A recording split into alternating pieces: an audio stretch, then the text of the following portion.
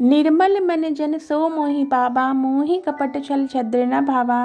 राधे राधे, जय श्री कृष्णा। आप सभी का बहुत बहुत स्वागत है आपके अपने चैनल में।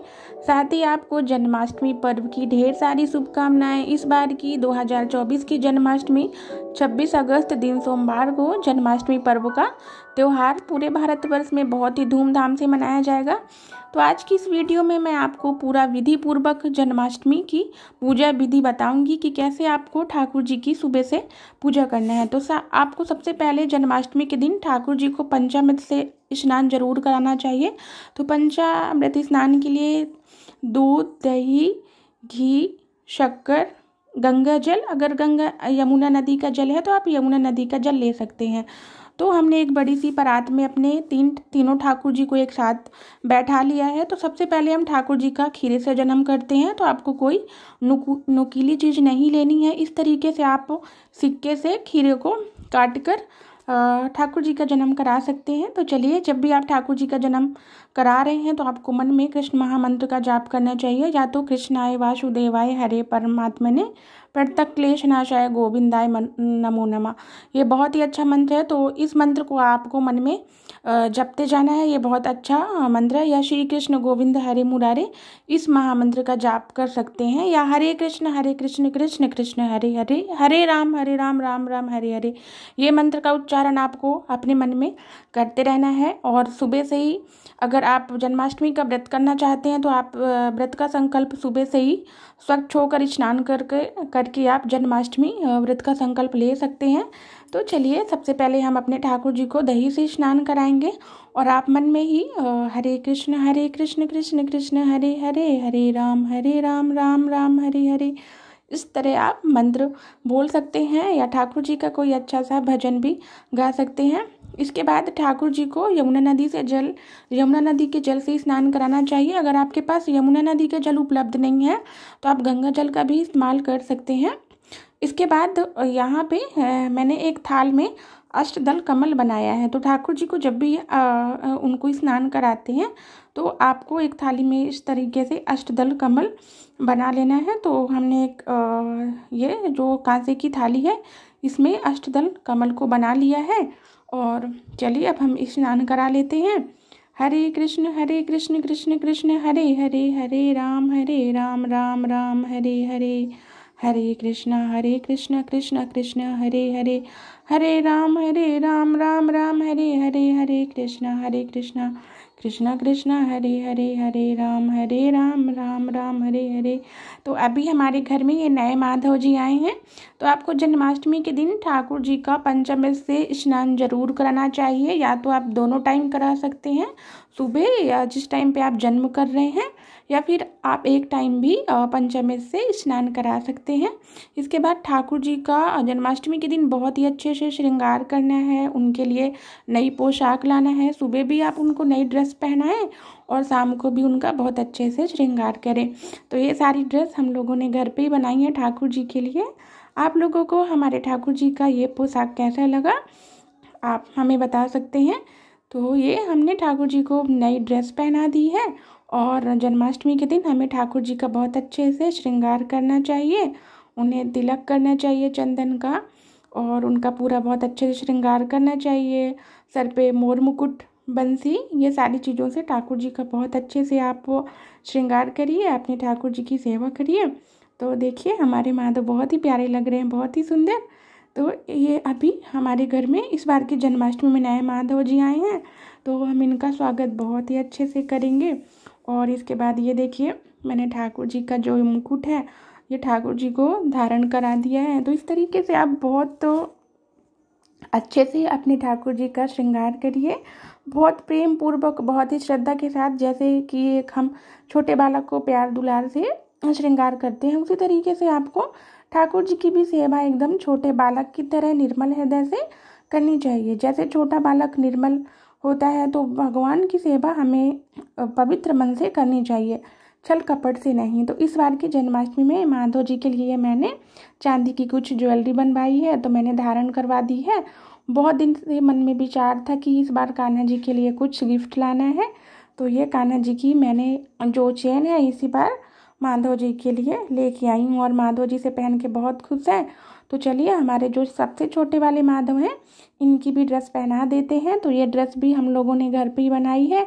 हम लोग ठाकुर जी की सारी पोशाकें हम लोगों ने घर पे ही बनाई है।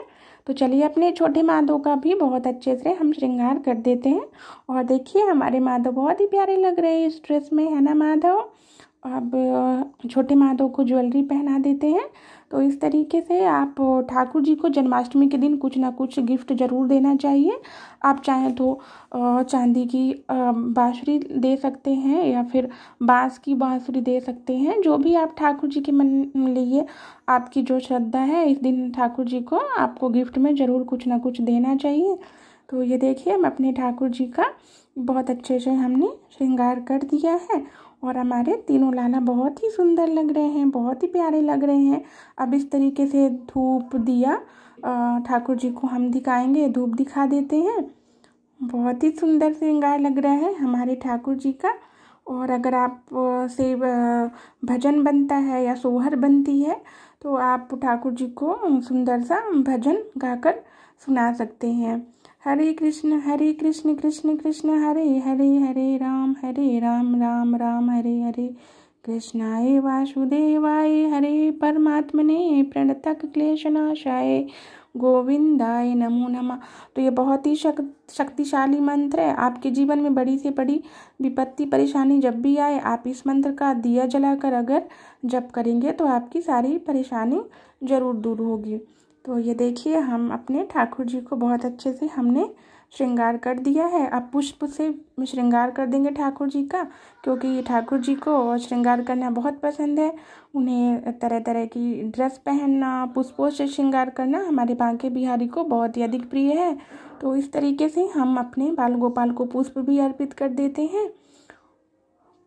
तो ये देखिए अभी ठाकुर जी का बहुत ही अच्छे से श्रृंगार हो गया है। अब इसके बाद हम ठाकुर जी की नज़र उतार देंगे, क्योंकि आज ठाकुर जी बहुत ही प्यारे लग रहे हैं। बस इनको लग रहा है ऐसे ही निहारते रहें। तो ठाकुर जी की नज़र ज़रूर उतारनी चाहिए। और नज़र उतारते समय भी आप चाहें तो बहुत अच्छा सा भजन गा सकते हैं। श्री बांके बिहारी तेरी आरती गाऊं, श्री बांके बिहारी तेरी आरती गाऊं। और इसके अलावा इस दिन आपको जन्माष्टमी में धनिया की पंजीरी और साबूदाना का खीर और जो हम लोगों के यहाँ रोट बनता है और सारे फलों का भोग ठाकुर जी को ज़रूर अर्पित करना चाहिए। और भोग में आपको तुलसी पत्र अवश्य डालना चाहिए। तो ये देखिए ठाकुर जी का भोग हमने, ये धनिया पंजीरी है, साबूदाना है, ये फल है, मिष्ठान है। तो ये सारी चीज़ें हम ठाकुर जी को जन्माष्टमी के दिन भोग लगा सकते हैं। वैसे तो आप 56 भोग इस दिन ठाकुर जी को लगता है, लेकिन आप श्रद्धा से अपने ठाकुर जी को जो भोग प्रसाद अर्पित करेंगे सच्ची भावना से, तो भगवान स्वीकार करते हैं। तो हमारे नटखट नंद गोपाल, तीनों गोपाल बहुत ही सुंदर लग रहे हैं, बहुत ही अच्छे लग रहे हैं। तो आप लोग भी जन्माष्टमी का त्यौहार बहुत ही धूमधाम से मनाइए। अपने ठाकुर जी का बढ़िया बढ़िया सा श्रृंगार करिए, बढ़िया बढ़िया से स्वादिष्ट पकवान बनाइए। आपके ठाकुर जी को क्या पसंद है उस हिसाब से आप ठाकुर जी का भोग लगाइए। और जन्माष्टमी के दिन ठाकुर जी को शहद जरूर खिलाना चाहिए प्रसाद में, क्योंकि जब कोई भी बालक जन्म लेता है